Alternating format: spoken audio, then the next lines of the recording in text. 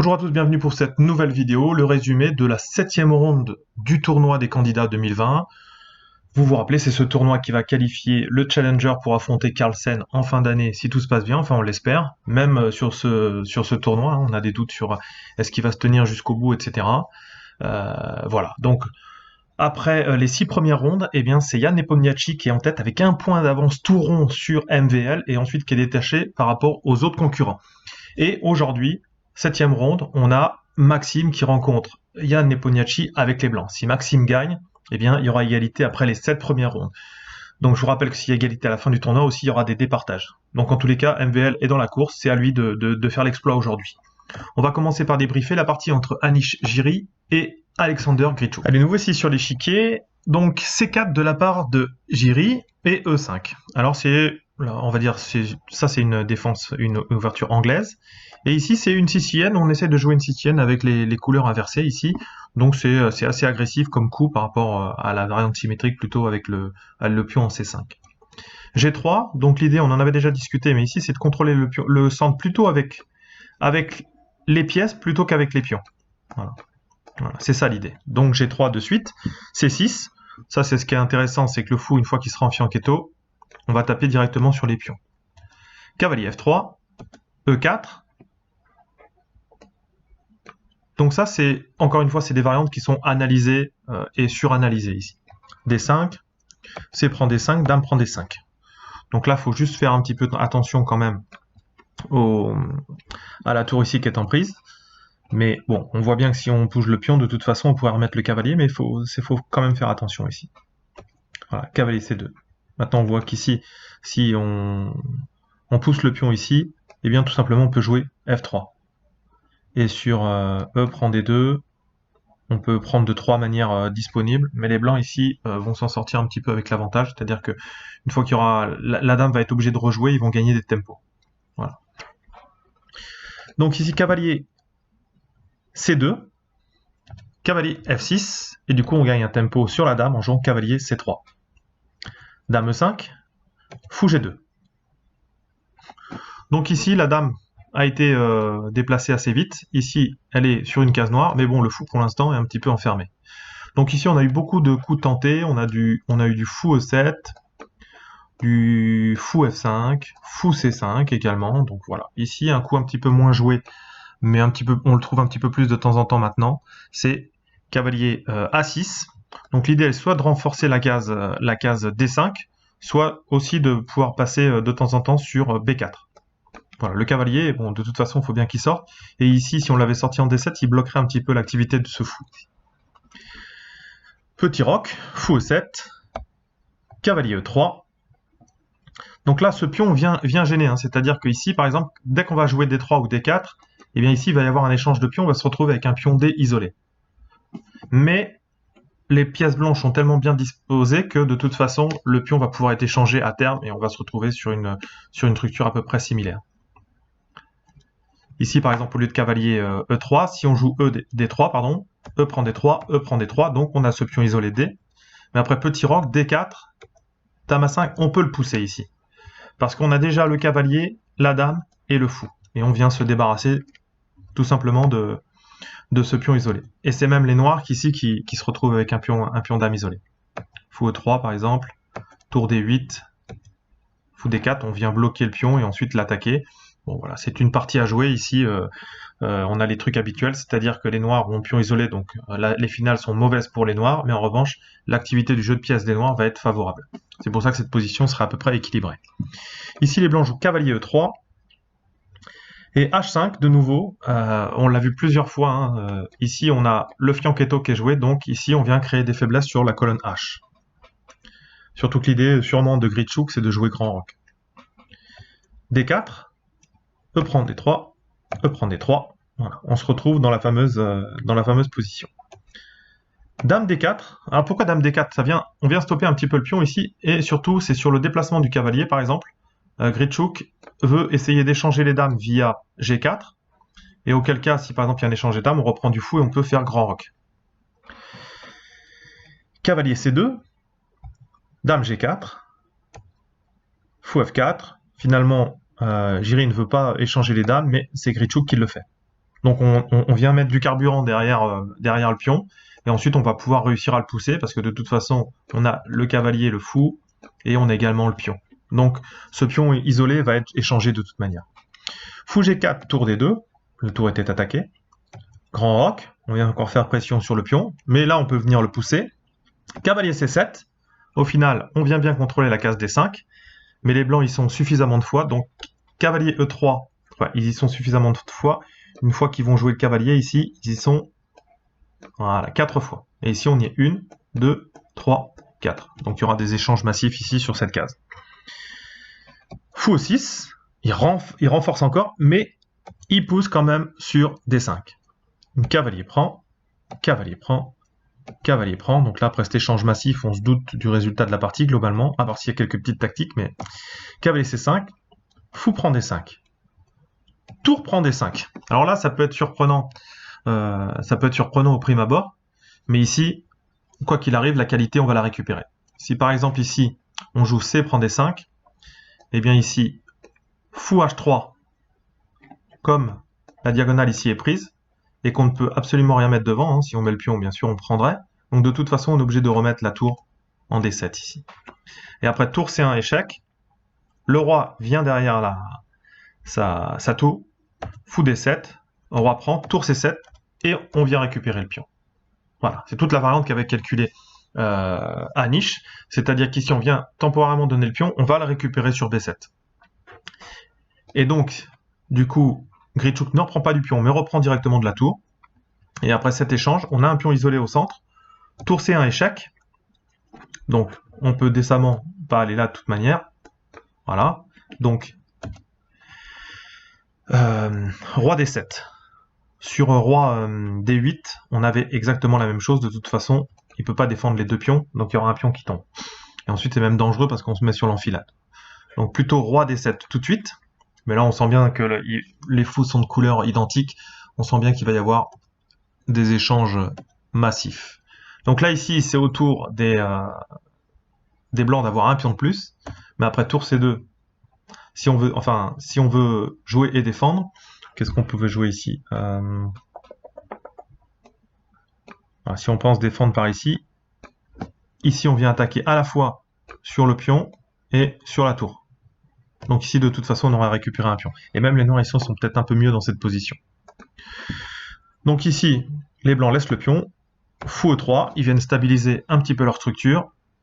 Fou F6, attaque double sur B2. Si par exemple on vient jouer B3, on a la poussée D ici qui vient. Et on peut continuer avec le pion. C'est un petit peu dangereux. Donc du coup, les blancs laissent le pion. Tour A4 et se préparent à l'échange massif de tous les autres pions. Fou B2, roi G2, D4. Ici, Grichuk est aussi OK pour la nulle. Hein. Peut-être qu'il aurait pu continuer de manière un petit peu plus intéressante et essayer de garder ce pion-là, comme il a ses pièces un peu mieux organisées. Mais voilà, ils n'ont pas trop envie de s'éterniser sur les parties, on le ressent. Donc après D4, en plus, bon, Grichuk est russe, peut-être qu'il a déjà des informations qu'on n'a pas forcément vis-à-vis de la suite du tournoi, hein, ça c'est sûr. Donc on verra bien en tous les cas après. Fou prend D4, fou prend, tour prend. Ici, avec cette structure, même si le roi noir est un petit peu mieux positionné pour les maîtres de ce calibre, les grands maîtres de ce calibre, il n'y a aucun problème pour continuer à annuler. Voilà, ici, répétition de Grichuk. H4, donc on essaie de continuer, mais après G6, complètement symétrique, ces positions, il n'y a absolument rien à en tirer. Et les deux joueurs se séparent sur la nulle. Donc nul entre Jiri et Anish, et Grichuk Alexander. On passe tout de suite à la partie suivante. Donc on va voir la partie entre Ding Liren et Kirill Alexeyenko, les deux derniers du tournoi. C'est parti pour l'analyse de cette partie. D4 joué par Ding Liren, c'est pas vraiment une surprise. Cavalier F6, C4, E6, G3. Donc voilà, c'est vraiment un classique de la part de Ding Liren de jouer les structures catalanes, comme on dit. Fou B4, fou D2, fou E7. Alors ça, c'est toujours un peu énigmatique. Mais ici, en fait, le fou en E7 est bien placé. Si ils avaient joué directement le fou en E7, voilà, ça donne peut-être une possibilité au fou de venir sur G5. En tous les cas, ici, ce que la théorie pense, c'est que sur E7, de toute façon, Le fou ici est pas très bien placé, il va être obligé de rejouer à un moment donné. Fou G2, D5, cavalier F3. Pareil, ce pion, c'est jamais très dangereux de le prendre, de toute façon. Il y a souvent des reprises, soit avec dame C2, et ensuite de toute façon il y aura cavalier E5 et reprise du pion ici. On peut regarder ce que ça donne d'ailleurs si on le prend maintenant. Prise du pion ici. Donc là, première possibilité pour éventuellement le reprendre. De toute façon, on peut venir ici. Mais c'est peut-être même pas forcément le meilleur ici. Je vais y arriver. On peut même tarder à le reprendre. Dame C2, cavalier C3. De toute façon, on peut pas s'accrocher au pion hein, de toute manière. Donc ce pion va... voilà. Donc ça, c'est un combat théorique. Ce pion n'est pas prenable. On peut pas le digérer de toute manière. Donc ici, souvent, les noirs préfèrent, plutôt que de prendre ce pion, préfèrent finir leur développement. Petit roc également pour les blancs. Cavalier BD7, dame C2, C6. Donc là, ici, dans la position noire, le réel problème, finalement, c'est ce fou qui est un petit peu compliqué. Et l'idée, c'est souvent de jouer B6, et ensuite de jouer soit sur B7, soit sur A6. Fou F4, B6. Tour D1, fou A6. Voilà, donc on menace de prendre le pion C4 pour le coup. Cavalier BD2, ça vient défendre. Tour C8, donc ça, il faut toujours être très attentif quand on a des vis-à-vis comme ça de pièces lourdes. Tour A va en C1, on règle le problème. Cavalier H5, alors ça c'est des plans assez classiques sur un fou en F4 qu'on trouve dans le système de Londres. On veut prendre la paire de fous à moindre frais. Donc ici, bien sûr, ils peuvent pas, ils sont obligés de revenir en E3, mais c'est pas forcément mauvais. Ici, on a déjà une proposition de répétition de la part d'Alexeyenko. Il suffirait de venir rejouer le fou en F4. Ici, fou G5 de la part de Ding Liren. Du coup, ici, une fois que ça c'est surprotégé, le fou a fait son travail, il revient sur la grande diagonale. Fou B7.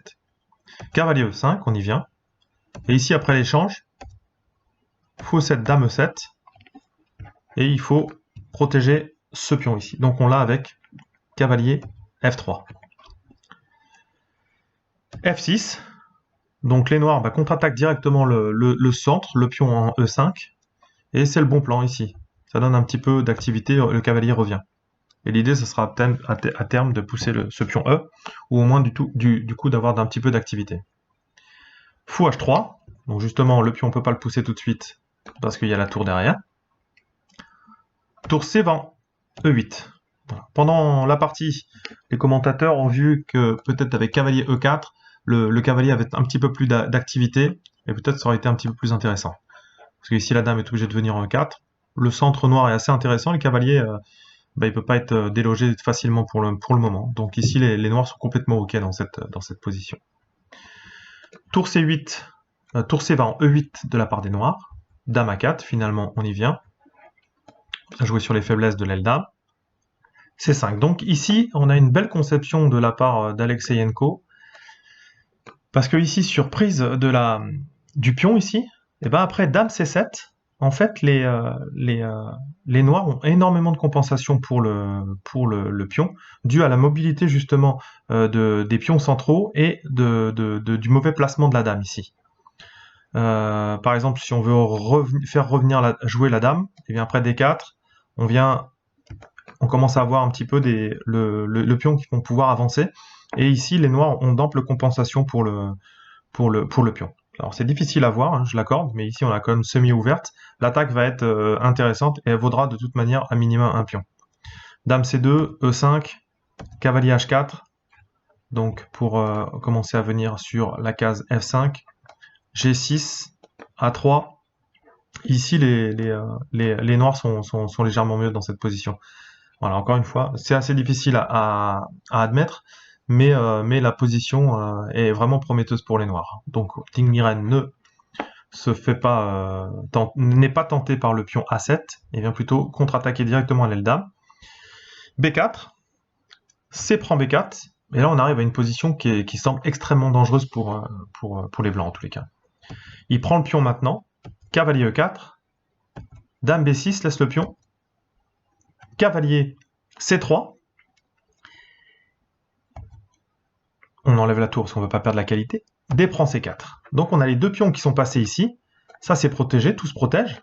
Et ensuite, si on regarde bien même, on a le fou et la tour qui sont sur la case F3.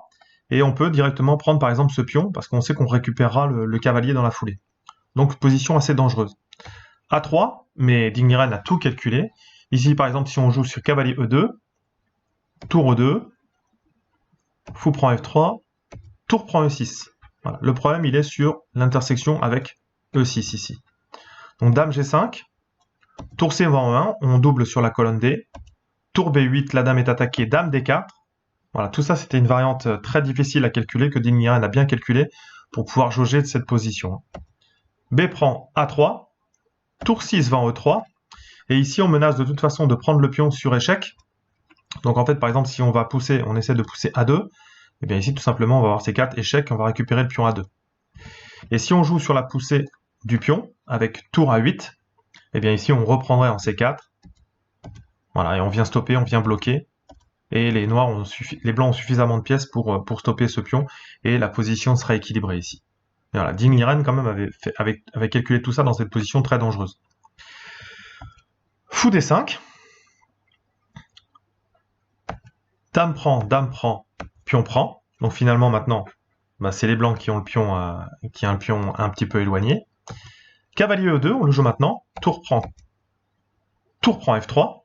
Donc ça permet aussi peut-être d'accompagner le fou. Fou G2, la tour est obligée de déguerpir. Tour F en F8. Tour D2. Donc l'idée, on menace de gagner un pion sur D5. Tour B8, fou D5, prise, et prise. Et là, Digniren a calculé, il ne peut plus rien obtenir de cette position, juste le fait de pouvoir stopper l'avancée de ce pion avec les deux tours et le roi.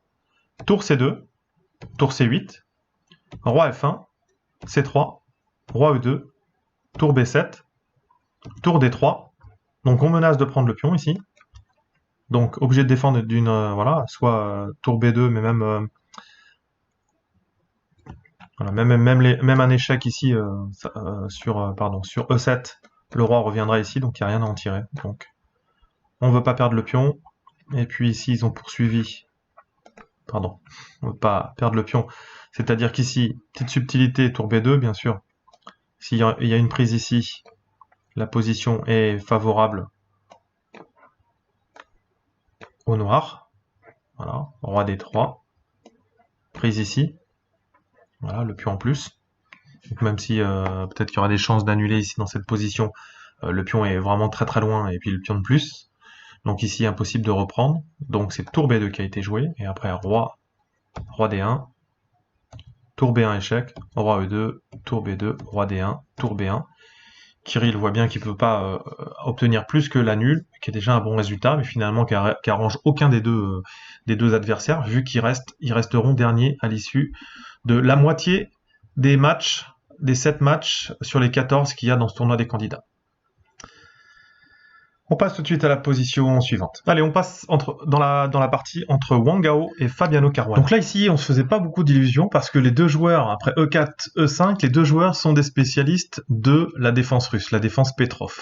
Et Fabiano Caruana l'a joué plusieurs fois avec l'idée de doubler les pions sur la colonne C et de faire grand roc. Donc, voyons ce qui s'est passé dans cette partie. Cavalier E4, cavalier C3. Voilà. L'idée ici, que sur grand roc, on a la colonne ouverte. Donc sur la Petrov, si vous jouez E4 et que sur la Petrov vous avez du mal à vous trouvez ça un petit peu lent, etc. Bah, je vous conseille cette variante qui donne et qui fait peur un petit peu voilà, chez les débutants, parce qu'en fait on peut balancer ensuite les pions de l'aile roi vont assez vite. Voilà, alors leur niveau c'est des super défenseurs, et Wang Gao va encore le montrer ici dans cette partie, mais c'est une variante très très intéressante je trouve. Petit roc, dame D2, cavalier D7 et grand roc. Voilà. On a directement la colonne semi-ouverte. Alors bien sûr, hein, on a cette faiblesse ici, ça c'est clair. Voilà, mais bon, avant la finale, il va se passer des choses quand même. Hein. Cavalier F6, fou D3. Encore une pièce braquée sur le roc de l'adversaire, le cavalier qui peut rapidement venir, et puis balancer de pions, voilà, qui peuvent être intéressants. En revanche, bah, les noirs, eux, il y a eu grand roc, c'est à eux d'essayer de contre-attaquer sur l'aile dame. Tour F, tour H va en E1 sur la colonne ouverte, fou E6. Donc là, on a l'attaque du pion A2, roi B1. De toute façon, c'est un coup que les blancs aiment bien jouer quand ils font grand roc pour protéger le pion non défendu en A2. Dame A5 menace de prendre en A2, donc C4. Mais en faisant C4, ça fait échanger les dames. Donc on se retrouve dans une position de milieu de jeu dans lequel on n'a pas les dames, mais voilà, c'est toujours intéressant quand même. Ici, les pions doublés sont compensés par le pion arriéré ici, mais qui va être difficile à attaquer. Et de toute façon ici, si les deux veulent se débarrasser chacun de ses faiblesses, on a une poussée ici et on aura une position assez symétrique. Tour avant D8, F3. Donc l'idée, c'est justement de venir pousser les pions. Et justement, F3, ça vient participer au contrôle de la case G4. B6, G4, D5. Voilà, donc ici, pas de problème. Sur une reprise ici, on y est 2 fois. Donc voilà, donc c'est pas problématique. Donc ici, Fabiano continue de pousser avec G5. Cavalier H5, cavalier au bord, mais il fait un contrôle de case quand même, et puis même il vient stopper un petit peu l'avancée des pions, donc ça c'est toujours intéressant, un cavalier H5, surtout quand il n'y a plus les dames. C prend D5, Fabiano se décide pour clarifier ce qui se passe au niveau des pions de l'aile dame. Cavalier E4. F5, prise en passant, cavalier F6. Donc là ici on a un jeu intéressant de pièces mineures, faut faire attention quand même. Fou G5. Et ici, roi F7, joué de la part de Wang Gao, donc très bon défenseur. On n'a pas peur de venir avec le roi au centre, surtout en finale. Et puis finalement, le roi sera un petit peu plus proche que son homologue blanc. Donc ça, c'est assez intéressant. On peut regarder ce qui se passe. Par exemple, on jouait H6 et on essaie de chasser. Fou prend, cavalier prend. Et là, ce qu'avait vu Wang Gao, c'est qu'ici, il faut reprendre avec le pion. Parce que si on reprend avec la tour, on a une petite subtilité ici. Fou C4. Et ici, on a une enfilade ici, un mauvais clouage, et la tour qui est derrière. Donc ici, on aurait été obligé de donner la qualité dans cette position. Et les blancs sont gagnants. Donc, fallait faire attention. Et Wang Gao joue roi F7. Cavalier G3, C4. Donc là, ici, on pose une question au fou. Et en fait, l'activité, finalement, les pions de l'aile roi, ils ont fait long feu. Il y en a toujours un où on était censé avec le pion G, ok, mais il n'existe plus, et on a le pion H. Par contre, ici, les pions des noirs commencent à être un petit peu menaçants. Fabiano se décide pour F1. On avait une position, une possibilité ici de prendre en H7. Bien sûr, parce que ici, sur la prise en H7, on a une petite fourchette entre les deux tours, on va gagner la qualité. Ici, on avait un coup, on pouvait prendre en F3 parce que ce n'était plus défendu. Mais après, tour prend tour, tour prend tour. Cavalier F5, on attaque le fou. Par exemple, fou C5. Eh bien, les fous noirs sont assez bien placés. Et ici, on aura une position sensiblement égale. Mais voilà, les noirs ont peut-être un petit peu plus de jeu dans cette position. Bon, à voir. Donc, c'est pas la tournure qu'a pris la partie. Fabiano a préféré jouer fou F1, un coup un petit peu plus passif, entre guillemets. On n'avait pas de prise de pion. Et là, c'est les noirs qui prennent un léger avantage. B5. Donc, ce qui est intéressant, c'est qu'on voit que Wang Gao, même moi le premier, voilà, il n'était pas... je n'ai pas dit que c'était un mauvais joueur, mais il s'est qualifié en gagnant un Open, il n'était pas dans le circuit de ces super GMI, etc. Mais en tous les cas, je pense qu'il aura prouvé, après ce tournoi, qu'il avait toute sa place, en tous les cas, à prétendre au titre de challenger de Carlsen, pour le titre de champion du monde. A4. Donc ça, c'est finalement assez classique pour... En fait, on vient un petit peu stopper quand même l'activité des pions de l'aile. Voilà, donc on vient s'alléger un petit peu. Cavalier F5, fou C5, tour E5. Le pion est en prise, mais là, c'est toute une variante forcée. Fou F3, tour prend, tour prend. Là, ici, bien sûr, le fou est en prise, mais ici, on a de toute façon une fourchette possible. Après, tour prend C5, tour D1. On va récupérer le fou de case blanche. Roi A2, tour F1, tour B1. Donc ici, on est revenu à égalité de pions. Et ici, Wang Gao va jouer un coup intéressant de manière pratique. Alors, peut-être pas le bon coup d'ordinateur, mais que je trouve un petit peu intéressant ici. Et là, vous pouvez regarder pourquoi on ne peut pas prendre en B3. Ici, en C3, pardon. Sur C3, ici, eh bien, on a un coup assez rigolo. C'est que le cavalier, ici, défend le fou. Donc ici, on a un échec. Et on vient attaquer le cavalier qui est non défendu, ici. Donc là, ici, dans cette position, on aurait une perte de la qualité pour un pion. Voilà. Et avec une position qui est gagnante pour les noirs, ici. Donc, ces trois coups intéressants. Donc là, Fabiano, il s'allège, il vient échanger le cavalier qui éventuellement pouvait défendre en D5. Mais après la prise, on peut toujours pas prendre en C3 pour une autre raison ici, c'est fou 2. On vient à la fois attaquer la tour et attaquer une deuxième fois le cavalier. Donc ici, par exemple, cavalier D6, on aurait encore perdu la qualité ici. On se retrouve après, même avec une pièce de moins, donc dans une position encore plus gagnante que tout à l'heure. Donc, toujours pas possible de prendre ce pion. Fabiano va sur cavalier E3, attaquant la tour, tour F2. Mais ici, du coup, on a clouage de ce pion. Si par exemple, on va regarder encore ce qui se passe, si on a une prise du pion ici, c'est un peu moins grave, mais la coordination des pièces noires va être intéressante. Alors on ne peut pas prendre directement, parce qu'ici on aura une fourchette, voilà. Mais ici, G6, pour empêcher justement l'arrivée de la fourchette, H4, et ces pions-là en fait valent moins que 2 pions, hein. Ils valent 1 pion et demi. Et puis les pièces noires sont mieux coordonnées. Donc ça, Fabiano, il n'a pas voulu rentrer dans cette variante, il rentre tout de suite sur tour F5. Donc échec, roi E6, roi A3, et ici prise en B2. Roi prend B2, H5 de la part de Wang Gao. Alors là, ici, ce qui aurait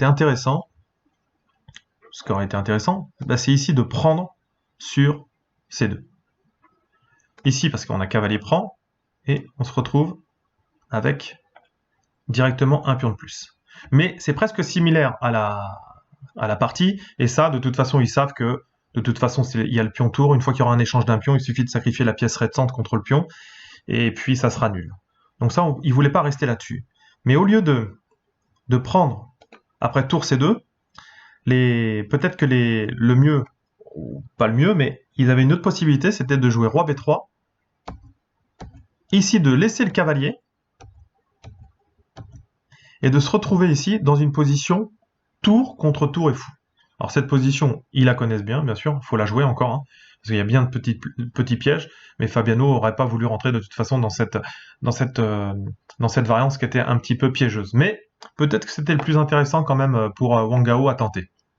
Finalement, après roi B2, il joue A5, H4, tour C2, donc il joue finalement sur la prise, et Fabiano, fort de sa technique, même avec un pion de moins, est rentré dans cette position et les deux joueurs ont conclu pour la nulle. Il y a eu le passage de contrôle du temps. Je vous remonte, j'ai peut-être passé un petit peu vite. Donc H4, tour prend. Donc là ici on l'avait vu. S'il y a une prise ici, et là on est suffisamment proche du pion pour que ce soit gagnant. Donc là Fabiano fait pas l'idiot. Il reprend ici avec la tour. Donc là il faut faire attention parce qu'ici il y a un échec qui fait qu'on vient récupérer la pièce. Roi D2, fou F5, et puis là, pas de bêtises hein, de la part de Fabiano, bien sûr. Si on prend ici, c'est gagnant. Mais ici, tout simplement, il a joué roi E2, roi E5, roi F3. Et ici, comme je vous l'ai dit, de toute façon, même s'il y a un échange du pion G contre le pion H, voilà, ensuite avec ce pion, bah, il suffira de prendre ici de sacrifier le cavalier sur le pion, il restera à l'adversaire le fou tout seul, et bien sûr cette position est nulle. Donc position, une partie intéressante je trouve, moi j'aime bien, c'est Petrov avec le grand rock de la part de Fabiano Caruana, c'est toujours très animé. Ensuite après on a un super jeu de pièces mineures. Finalement c'est quand même Wang Gao qui a un petit peu pris un léger avantage, mais bon voilà, Fabiano c'est quand même du lourd, et en technique défensive, voilà, il n'y a pas de problème pour qu'il puisse trouver les bons coups. Voilà.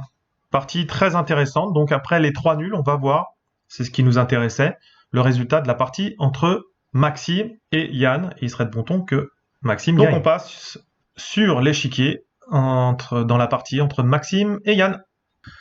Alors E4 de la part de Maxime, on s'en doutait, et E6, Yann qui repropose une défense française. D4, D5, cavalier C3 et fou B4, qui est la défense la plus active, on va dire, contre cavalier C3. Voilà, mais bien sûr, c'est pas du tout une variante qui pose de problème à Maxime, qui est un très bon calculateur. Sinon, pour éviter ce genre de le fou B4, on peut avoir du cavalier D2 ici, la t'arrache. Cavalier C3, je vous recommande la chaîne d'Hélène, Échec et amateur, vu qu'elle a fait pas mal de petites vidéos sur la variante française, justement. Fou B4, E5, C5, A3. Voilà, on joue, franchement, avec... les plans sont clairs, c'est ici les blancs, de toute façon, ça va être une attaque sur l'aile roi, avec le roi qui souvent ne roque pas, va en F8, etc.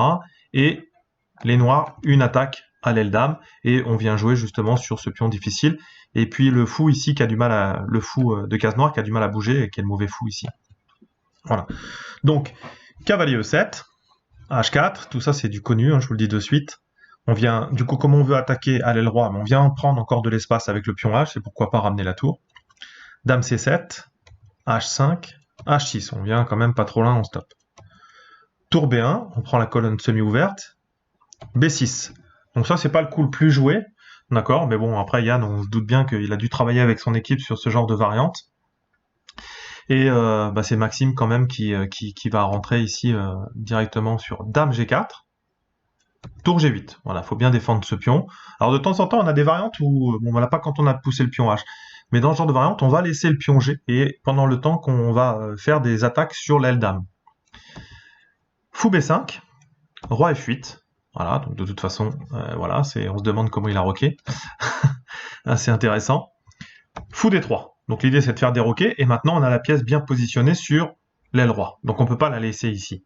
Donc ici tout de suite, Yann joue fou A6, et il va y avoir un échange du fou de case blanche. D prend C5. Fou prend D3, C prend D3. Donc ici, dédoublement des pions. Cavalier D7, pas la peine de reprendre tout de suite de toute manière. Voilà, donc on préfère reprendre avec le pion, parce que ici, si Maxime reprenait ici avec le pion, on aurait prise en C3. Donc il a le temps de reprendre en fait. Il préfère développer avec cavalier D7. D4. B prend C5. Donc ici, la dame elle a fait son travail. Elle a fait que en fait les pièces noires sont mal positionnées. Elle va revenir en D1. Elle va revenir sur les cases blanches parce que c'est les cases blanches qu'il faut contrôler. Et finalement, la dame C2 sera très intéressante parce qu'elle va pouvoir venir attaquer ici et être une petite menace permanente, latente pour les noirs ici dans cette position. Dame A5, donc ça c'est vraiment standard, avec l'attaque des pions qui sont sur case noire et le mauvais fou derrière qui peut être embêtant. Mais c'est quand même les blancs ici qui ont la colonne ouverte B déjà.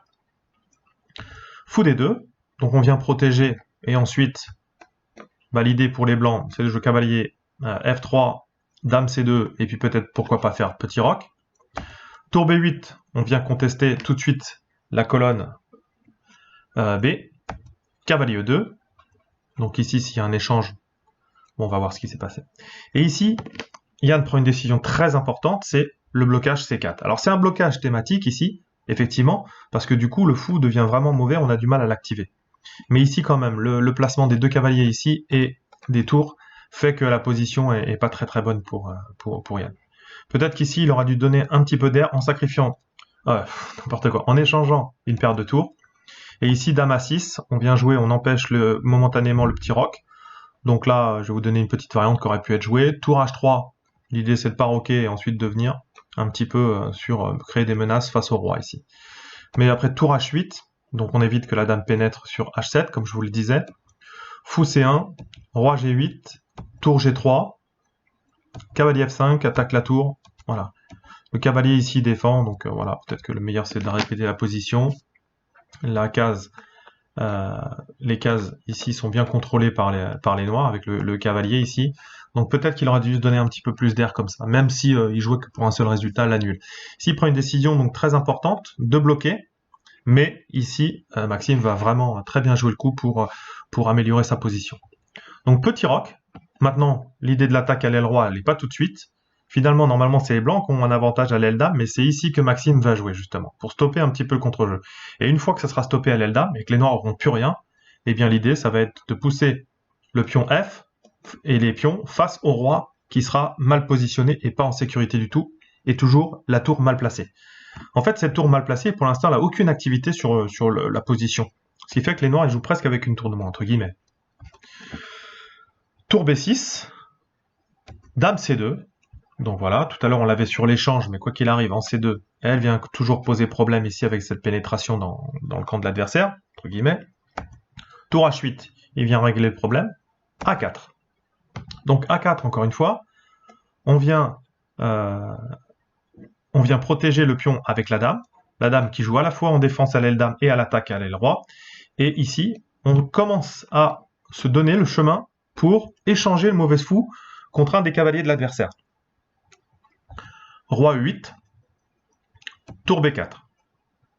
Donc encore très intéressant, parce que si on a une prise ici, bah le fou travaille, et la dame ici va être assez mal placée, et on va pouvoir jouer avec les pions.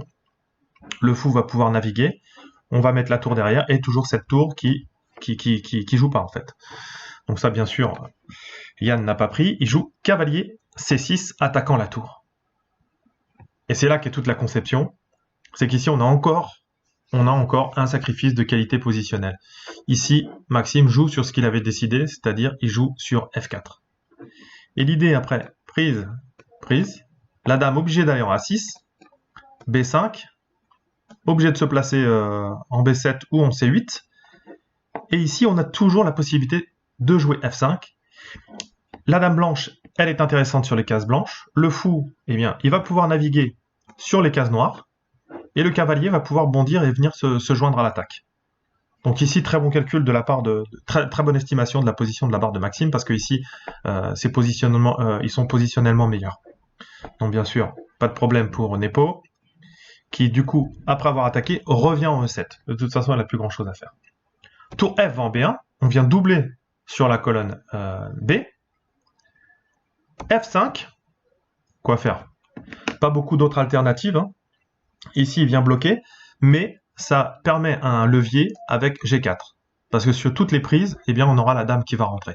Voilà. Donc G4, maintenant, c'est une menace latente. Tour B5. Voilà. Alors ici, il y avait peut-être possibilité de prendre en passant. Cavalier prend. Tour prend. A prend. Tour B5. La dame est attaquée. Elle va en A6, complètement hors jeu. Et cavalier F4, ici, avec l'idée de pousser F5. Voilà, ici on avait encore un regroupement de pièces très intéressant de la part des blancs, et avec une dame complètement hors jeu et une tour qui joue pas. Donc positionnellement ici, les blancs également avaient l'avantage. Donc Maxime opte pour le plus simple, c'est-à-dire il a vu son plan avec peut-être l'échange de tours à terme, mais surtout l'échange de ce cavalier contre le fou, et ensuite on pousse G5, on pousse G4. Et le roi sera mal positionné, et les blancs, l'attaque des blancs sera très dangereuse en tous les cas. Dame A6, fou C1, début du plan. Roi F7. Bah en fait, il n'y a pas de bon coup à proposer, hein, c'est difficile la défense. Là, quand même, il se donne la possibilité de faire revivre un peu, jouer la tour, quoi. Hein, voilà. Mais ça a perdu du temps, et pendant ce temps-là, eh bien Maxime, il a réussi à activer son mauvais fou. Tour H va en B8, et là c'est parti, après la liquidation. Très bonne estimation. Pardon. Après, donc la prise, on a G4, le fameux coup de levier. Voilà. Ici, les prises ne sont pas possibles. Voilà, sinon la dame va rentrer. Et ensuite, en plus, on pourra jouer F5. Et quoi qu'il arrive, ici, on va menacer de prendre sur F5. Avec l'idée aussi de jouer cavalier G3 et de revenir sur F5. Donc, Nepo se donne de l'air, il commence à échanger les tours, mais l'avantage de Maxime dure toujours. A prend, tour prend. Ici, on vient reprendre sur F5. tour prend échec, donc on est obligé, mais la dame vient s'activer sur la colonne B, et elle est également sur cette diagonale, et elle permet aussi de jouer sur F5. E prend F5, alors bien sûr, il ne faut pas se précipiter, hein. Ici, si on prend avec dame F5, dame E6, et la dame va rentrer, mais il y a quand même un pion qui est dangereux ici. Donc la position ici serait équilibrée. Donc faut pas reprendre tout de suite. Ici, l'idée c'est de jouer cavalier G3, et justement de jouer sur la faiblesse, parce que G6 n'est pas possible. On peut regarder ce qui se passe sur G6. Roi F2, dame E6. Les blancs viennent tout doucement améliorer leur position. H prend G, dame prend, dame prend. Ici échec. Alors, intéressant de voir qu'ici, pas de reprise du pion H6, même si ça, à mon avis, c'est quand même costaud. Je vois pas quel est le problème. Voilà. Donc non, ça, bon, après, effectivement, ça c'est un petit peu dangereux, faut faire attention. Il y a du calcul à faire, mais peut-être que c'est le... Bon, cavalier D6 aussi assez intéressant. De toute manière, la position des pièces... les positions des pions blancs, voilà, ça va faire le travail de toute manière. Donc ici, Nepo, au lieu de jouer G6, va jouer dame B6. Donc bien sûr, il faut absolument pas échanger les dames ici, sinon ça serait cuit. Cavalier F5, donc on récupère le pion. Donc là, maintenant, il y a égalité. Mais ce qu'il faut absolument, c'est que ici, Maxime garde les dames pour justement jouer sur la mauvaise position et mauvaise coordination des pièces blanches. Même si le roi ici semble complètement... Enfin, dans les courants d'air, on peut pas dire le contraire. En fait, toutes les cases, de toute façon, toutes les cases sont contrôlées. Donc, il me semble que c'est pas un dame A3 que je voulais vous montrer. Si. Après, cavalier G3. Voilà, peut-être que dame A3 ici était le plus intéressant et le plus solide, on va dire. Cavalier F5, roi F8, dame E1. Voilà, l'idée... Ah oui, j'avais une variante où en fait on va jouer sur le pion passé ici. Et vous allez voir toute la difficulté des noirs à pouvoir parer cette menace. E6, cavalier F6, E7. Donc le cavalier défend. Roi H7, roi F1. L'idée c'est d'enlever de certaines cases compliquées. Dame A4, il faut bien stopper il faut bien stopper l'arrivée du pion parce que la dame va venir en E6. Cavalier E3, dame D7, dame B1 échec, roi G8, échec, le roi va de nouveau en H7, dame E5. Donc là l'idée, ce que je vous disais, on peut avoir des petits problèmes pour rentrer sur toutes les cases, mais ici par exemple sur dame, roi G1, on vient de nouveau, et tout est défendu. Voilà. Et si on vient sur dame G3, roi G2, finalement, un cavalier qui défend juste devant son roi, il empêche les cases pour faire échec. Donc ça, c'est assez intéressant. Sur dame C3, et bien ici, est-ce que ça gagne de suite? Non. Peut-être qu'on peut prendre le cavalier ici. Voilà, prise du cavalier. Et on fait une nouvelle dame. Voilà, cette position aurait été très intéressante pour Maxime. Mais dame A3, enfin, il y avait encore des possibilités de se tromper.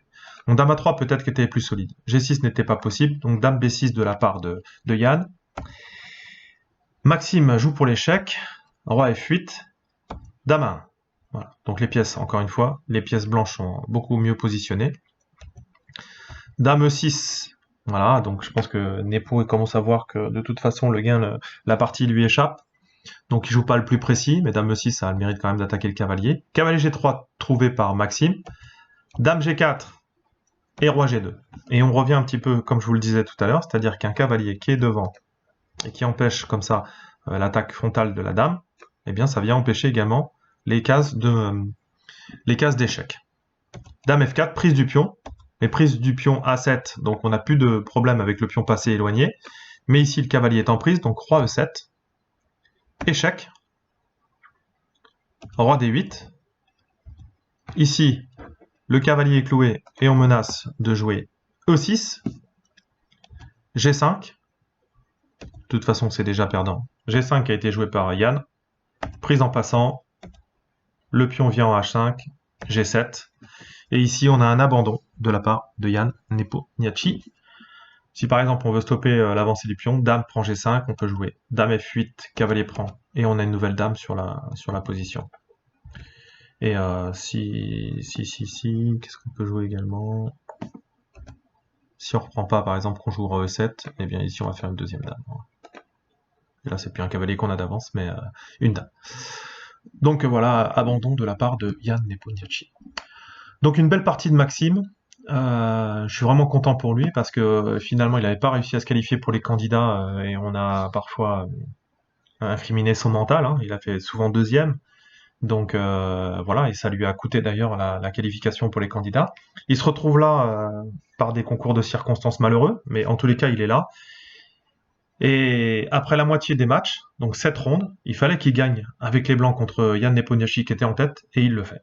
Voilà. Donc franchement, chapeau bas, bravo. On va passer tout de suite sur les résultats. Alors, victoire de Maxime contre Yann.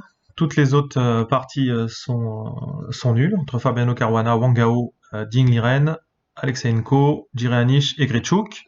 Donc, ce que donne la cross table, eh bien ici, on a Yann et Maxime qui sont en tête avec 4,5 sur 7. Donc vraiment, gros score. Grosse performance de Maxime qui n'a pas perdu une partie. En troisième position, on trouve un groupe de 4 personnes, donc Fabiano, Anish, Wang Gao, Alexander Grichuk, et puis finalement Ding Liren, qui est déjà hors jeu, hein, qui est hors concours à mon avis, ça c'est clair. Et puis la place d'Alexeyenko en dernier, voilà. Donc la grosse surprise, hein, c'est effectivement Ding Liren, ça c'est clair. Yann, on savait qu'il pouvait être dangereux. Fabiano Caruana, faut s'en méfier, hein. Voilà, il est toujours là, et il va falloir quand même faire attention à lui, mais voilà, donc en tous les cas, très bien parti pour Maxime Vachier-Lagrave. Et puis au-delà de ça, c'est-à-dire qu'il a quand même marqué les esprits. Alors je sais aussi que beaucoup disent il faut arrêter le tournoi des candidats, voilà. Moi, mon point de vue, c'est qu'il faut pas l'arrêter, pas parce que Maxime est en tête, mais ils ont la chance de pouvoir faire du sport, de pouvoir nous détendre dans ces moments qui sont difficiles, où tout le monde est confiné. Ils sont entre les mains où ils se checkent régulièrement. Il n'y a aucune raison que le virus se propage chez eux. On me parle du côté psychologique. Enfin, je m'excuse, mais c'est les grands champions. Moi, j'étais sportif de haut niveau. Et je sais que certains sportifs de haut niveau, dans certaines compétitions, ils ont perdu un proche, un père, une mère. Et ils continuent quand même la compétition parce que c'est leur vie. Voilà. Donc, effectivement, il y a des morts du coronavirus. Eux, ils sont coucounés, entre guillemets. Ils sont en train de faire une compétition pendant que d'autres sont confinés et pendant que d'autres souffrent beaucoup plus qu'eux. Et voilà. Et pareil, on joue des tournois tous les jours. Il y a la fin dans le monde et c'est pas pour ça qu'on s'arrête de jouer les tournois, quoi. Donc effectivement, c'est très grave ce qui se passe. Ça, je le nie pas. On peut se poser la question est-ce que le tournoi devait avoir lieu? Ils ont pris une décision en mettant toutes les précautions sanitaires qui devaient être faites. Temur Radjabov lui a pris ses responsabilités. Il a décidé de ne pas jouer le tournoi. C'est son droit. Le tournoi a décidé d'être fait. Donc quand j'entends qu'il faudrait l'arrêter et ensuite annuler, alors qu'il y a déjà eu 7 rondes qui ont été jouées, mais c'est juste complètement fou, quoi. C'est comme le championnat de France. Le championnat de France de foot, on me dit qu'il faudrait l'annuler, mais il y a des matchs qui ont été joués quand même. Donc ça serait faire affront. Il y a des choses qui sont jouées sur le sport. On n'est pas sur du tapis vert, quoi. Donc voilà. Donc pour moi, il faut que le tournoi continue. J'espère juste que voilà, les Russes vont être honnêtes et qu'ils prendront leur décision en leur âme et conscience. Et j'espère que voilà que cette partie gagnée par Maxime qui fait que c'est égalité penchera pas dans la balance pour faire pencher du côté de on arrête le tournoi et puis on se repose et puis on se prépare un peu mieux. Voilà. Bon, d'un autre côté, Maxime, ça lui permettra aussi peut-être d'être mieux préparé. Mais bon, on voit que c'est celui qui était le moins préparé. Et après cette ronde, il est en tête. Voilà. Alors après, on pourra me dire tout ce qu'on veut. Ils n'étaient pas dans de bonnes conditions, etc. Si c'est des sportifs de haut niveau, c'est du mental qu'on leur demande. Et il faut quand même qu'on continue à vivre. Sinon, on s'arrête. On s'arrête de tout faire et puis on pleure tous dans notre coin. Voilà. Là, on a la chance d'avoir ce tournoi, de pouvoir se détendre avec ce tournoi. Moi, je pense qu'il faut qu'il aille jusqu'au bout. Et puis voilà. En tous les cas, en tout état de cause, respecter les consignes sanitaires, ça c'est clair, parce qu'on est en France, on n'est pas en Russie. Voilà. Donc respecter, penser aux autres, aux personnes fragiles, les enfants qui qui ont des santé fragiles, et aux adultes aussi, et aux personnes âgées. Donc respectez les consignes sanitaires, prenez soin de vous. En attendant la prochaine vidéo et la ronde de demain, d'ailleurs, je n'ai pas dit ce que c'était demain, la ronde 8, on aura Caruana face à Maxime, donc avec les blancs pour Caruana, Wang Gao face à Ding Liren, Nepomniachtchi face à Jirianish et Alexeyenko face à Grichuk. Allez, en attendant, travaillez bien, prenez soin de vous. Ciao, ciao.